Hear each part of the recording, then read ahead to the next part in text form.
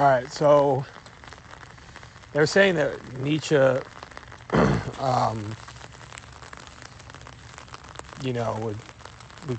interact with women, and he was brilliant, and da da da da. He loved to dance and stuff like that, which I think is funny.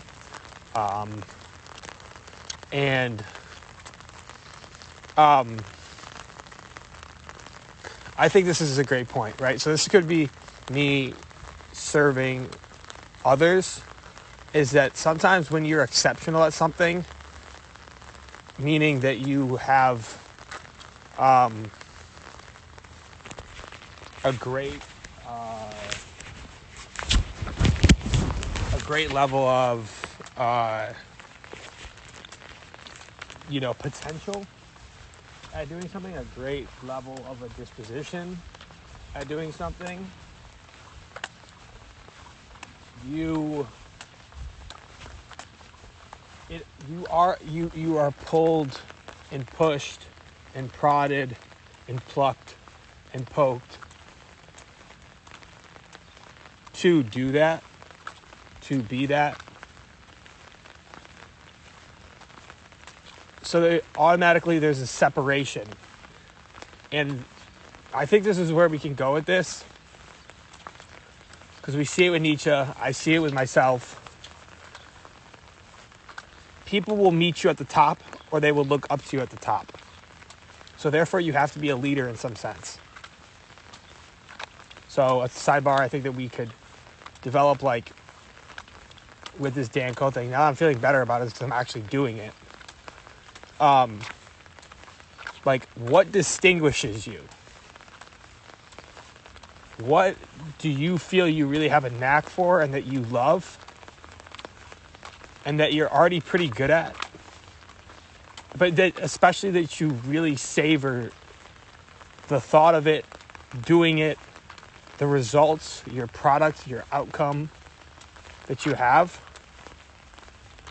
And you have to know that, like, this might make you seem odd or different or isolated or separate or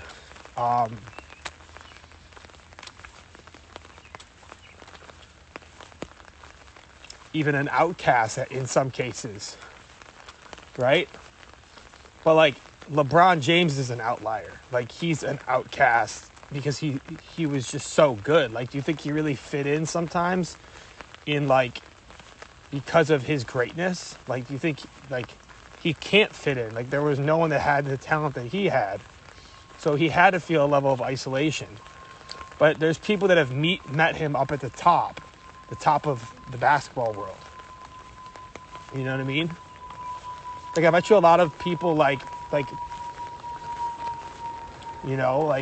Post Malone, for example, was misunderstood and, like, thought that he was culturally appropriating hip-hop culture when he was white and shit, which is kind of reverse racism, but that's not even the point. So, in summa, what could you be great at? What are you good at, and what could you be great at? Why not go after that? The consequence is that you might feel a level of separation from other people around you, including family. But there's people waiting for you up at the top. And when you're at the top, people are automatically going to look at you because they're going to want to see you. They're going to want to see what you do. They're going to want to see that you're great. And as the second part to this point is, whatever this level of superiority that one has, it might be as, like, a whole person. I mean, but people have deficiencies and stuff, and everyone has deficiencies, weaknesses, okay? So whatever your level of, it's just the matter of the cases is that this potential, this predisposition to be great at some particular thing or a couple particular things, couple industries, couple avenues, couple niches, couple occupations, so to speak. It's that the majority of people do not act on those things, in my opinion. So what sets people apart is identifying this, knowing that it's a calling, knowing that it's a part of their destiny. It's almost required or obliged by them for their fate to serve themselves and potentially serve others, or serve others and potentially serve themselves, or both. You know? So,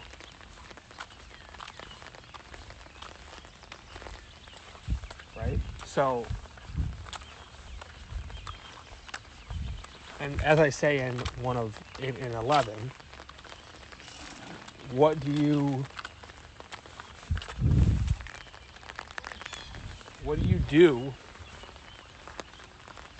Or every man is great at least one thing. But how great can you be? How much can you really apply yourselves? You know what I mean? So that's what we're really here for. It's not about people that don't do it or whatever. But it's like you're superior, and you could be very superior in a certain interest, a certain passion. You know, how far can you take that? Because that's what really pushes and stretches and commits yourself to what you got going on. To what you got going on in yourself. In your spirit, in your destiny, in your even ancestral line. Like, what kind of legacy are you going to leave? And don't be like everyone else. So that's what I'm preaching, is an individualized approach to life, because we're individuals first and foremost. What comes afterwards is the familial aspect and the cultural aspect and the societal aspect and the social norms and all that bullshit. Like, we're all uniquely us. Right? We're uniquely us. Like, a collective is uniquely us. We're individually us. We're individually together. That's what we need to be going after. So what I would propagate is that, so Nietzsche, you know, had this great desire toward truth. I think this is really when he was working for the college, not in college, but working for the college, for the University of Bonn, I believe, right? Could check that. But they're saying that other professors, I believe, were after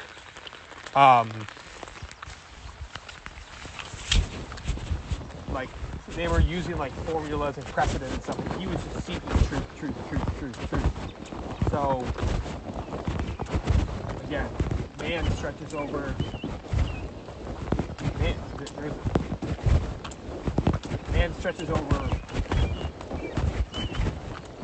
an abyss, right? A rope over an abyss between man and animal, animal and man, right?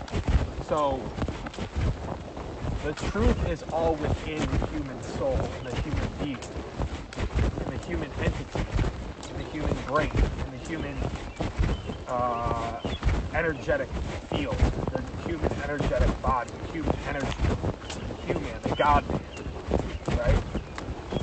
And energetic fields, and everything, all the knowledge that needs to be known, so is in there. So therefore, one needs to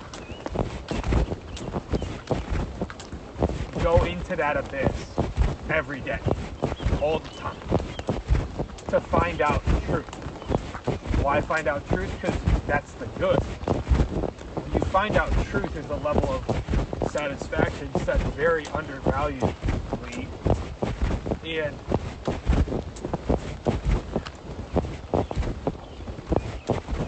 that's just the nature of how fucking shit is. It's the nature of everything. It's knowledge, it's truth, and that allows you to successfully navigate the world for what it is. And then Nietzsche's thing is will to power, which in my thing is will to creation, right? So it gets to the beginning of the universe, the beginning of the universe, the one song, the uni song, the one song meaning dream. So it's God created. God is the creator, and God created. That's Genesis. It's the Western. It's not even just Western, because it's also Egyptian and stuff. But the nature of things is creation, and related back to the creator or creators, or the creation of the creation that we live in, right? So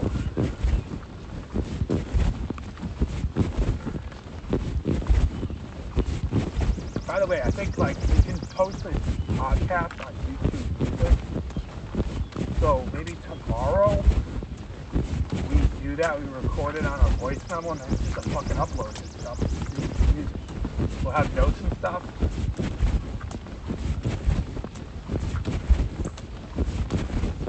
We can do one of these too. So just edit it in Logic.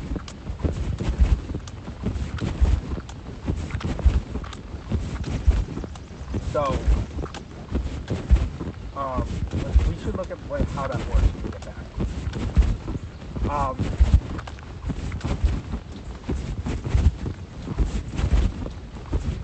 So,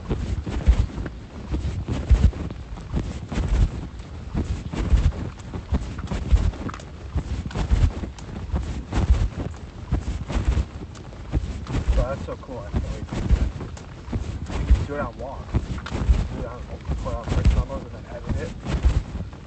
You know, like maybe add some background music to it.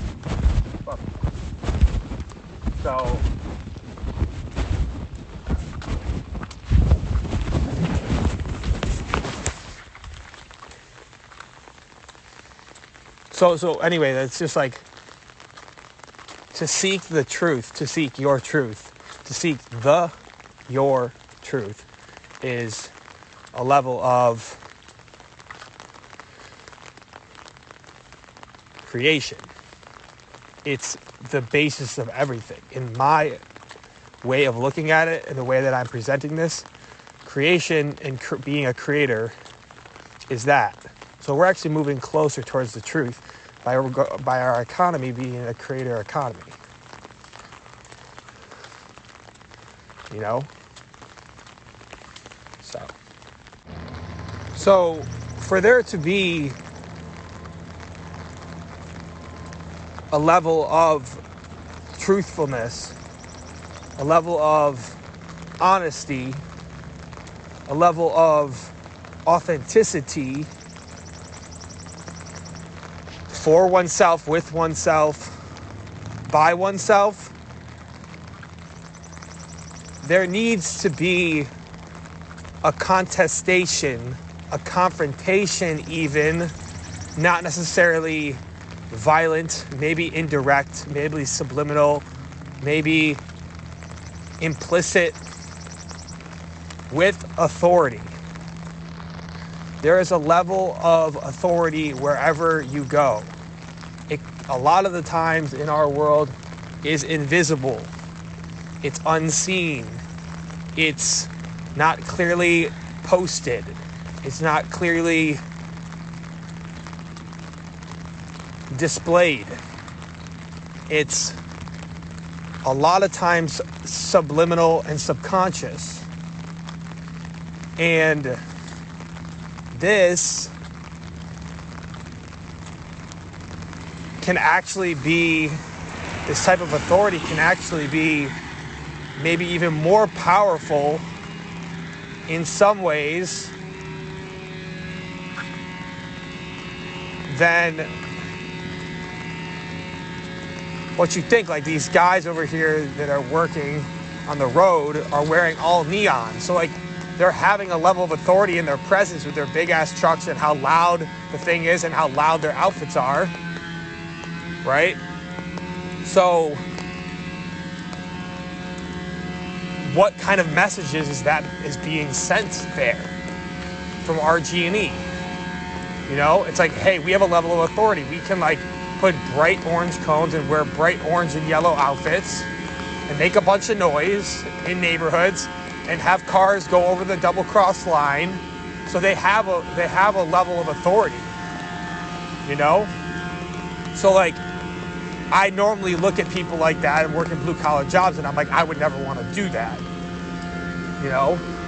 But looking at it that way, dissecting it that way, understanding it that way, you know, it's you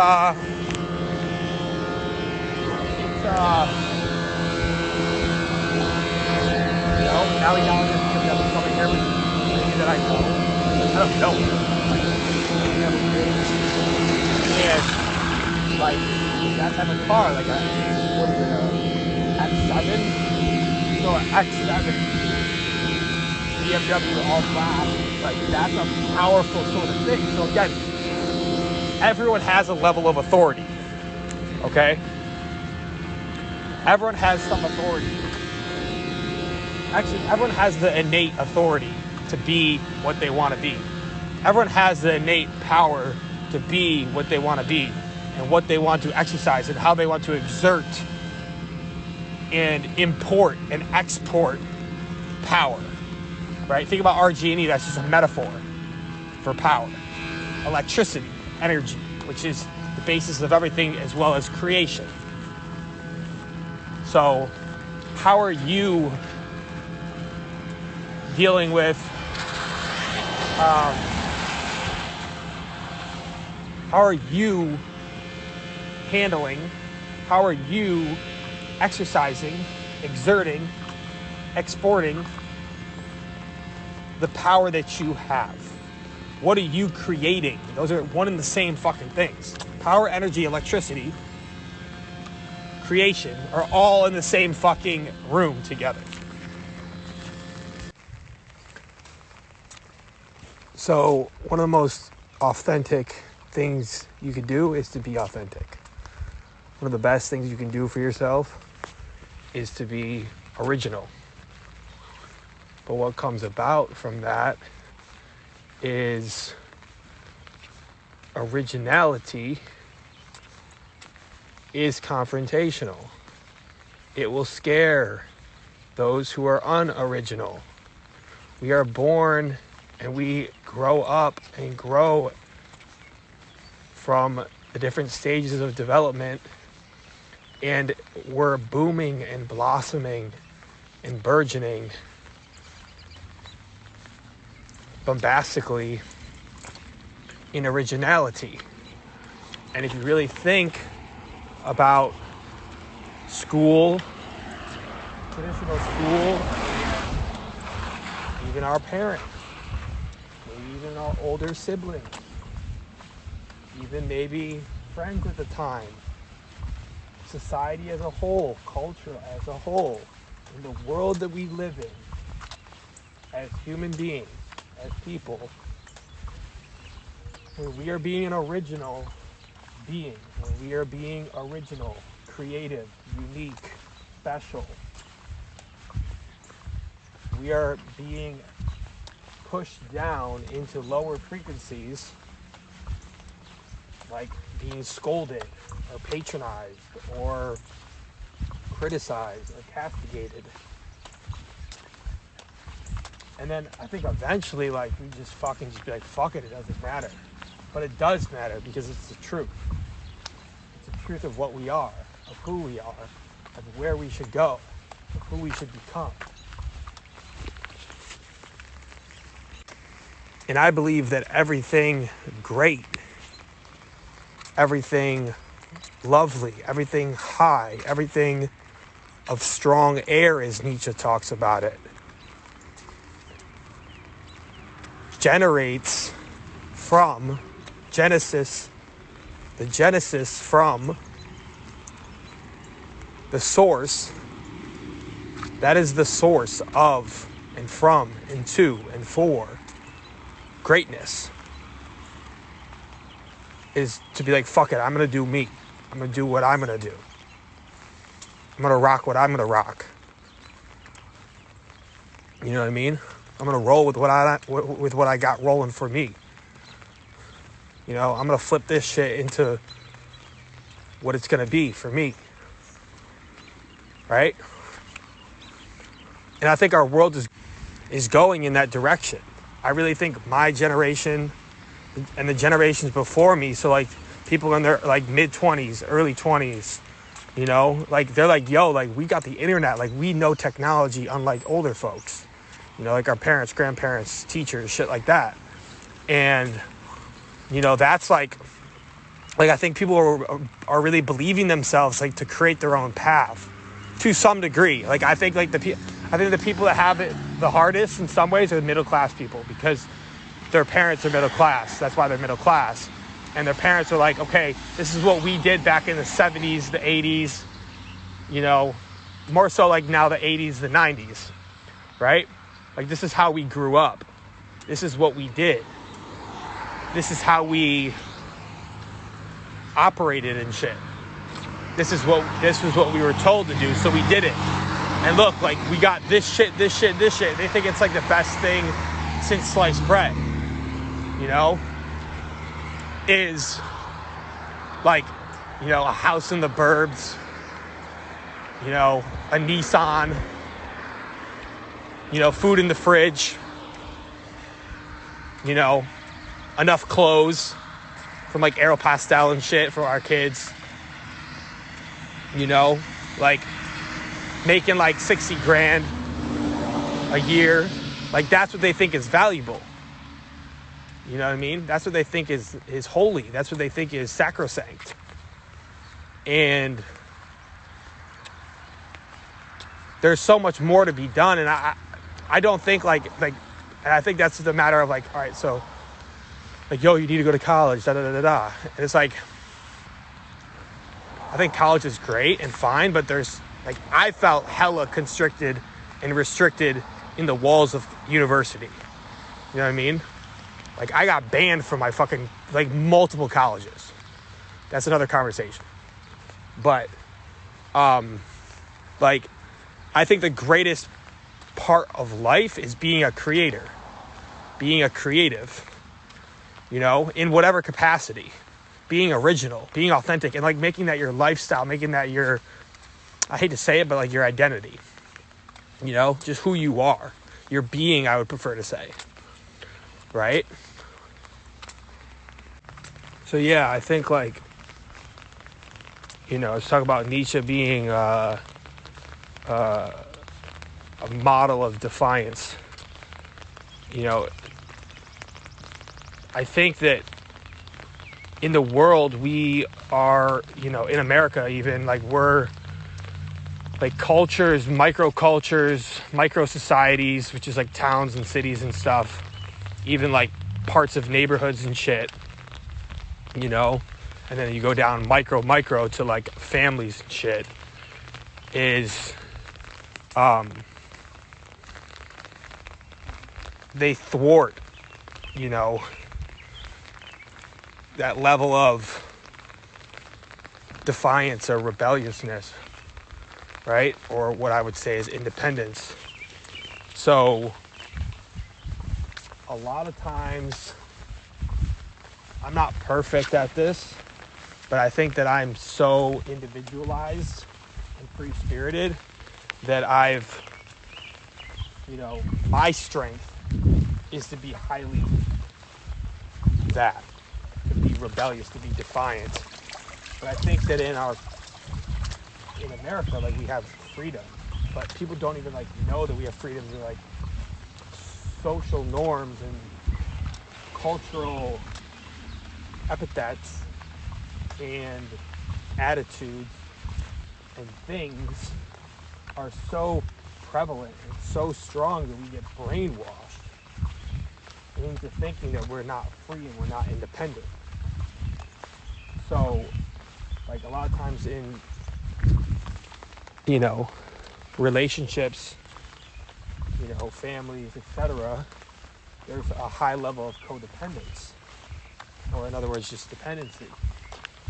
And I mean that, like, I don't mean like there's like you got to just think like, is there independence interdependence or codependence or just straight up dependence.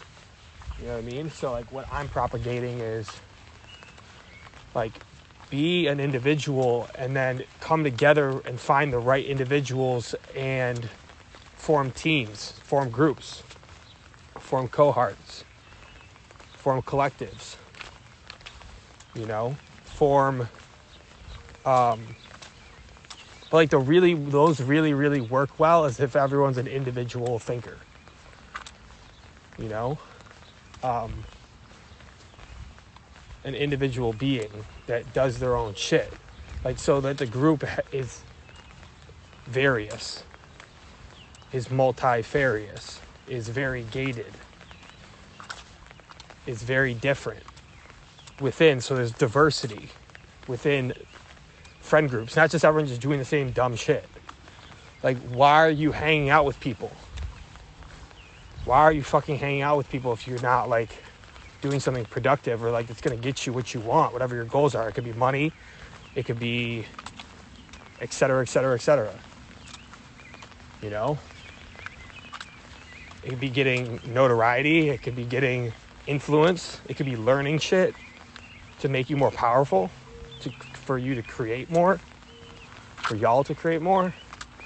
But I just think it's a highly valuable skill to be independent in the way that you are just as a person. Like, it doesn't mean you can't have friends, but like, I think there's a lot of younger people out there that have friends and friend groups in a dependent way.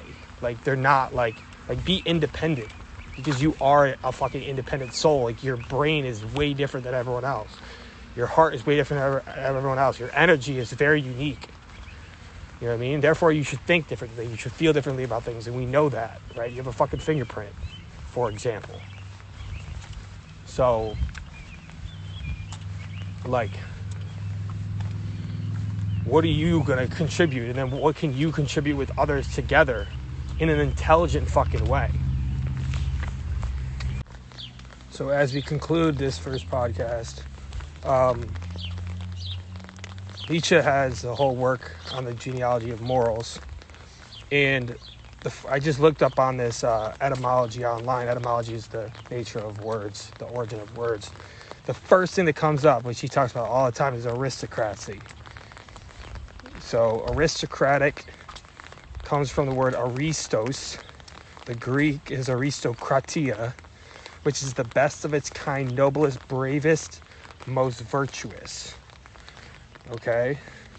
So, morality, we don't really think of the word morality anymore. We don't really use it as much as people did back in the 19th century, even the 20th century, and before that, where structures and institutions and families and society was a lot different. But I would say that, so moralitas is the manner or character. From the Latin, moralis is the manners of someone. So the character or manners of someone or something. So for something to be moral, it's the manner or characteristic of something. So you'd want your morals to be aristocratic morals, aristocratic values. So nowadays we don't really have like, oh, like this is the moral right thing to do, this is the virtuous thing to do.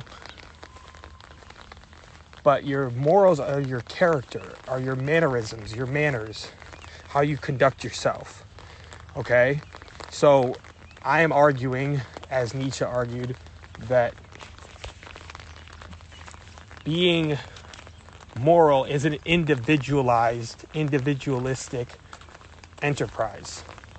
And you would want those morals to not be like everyone else because you're not like everyone else. It's not your nature. You could still be friends with people. You could still work with people. You could still hang out with people. But you should have your own mannerisms. Just like you have your own mannerisms. You should have your own manners. You should have your own character. You should have your own morality.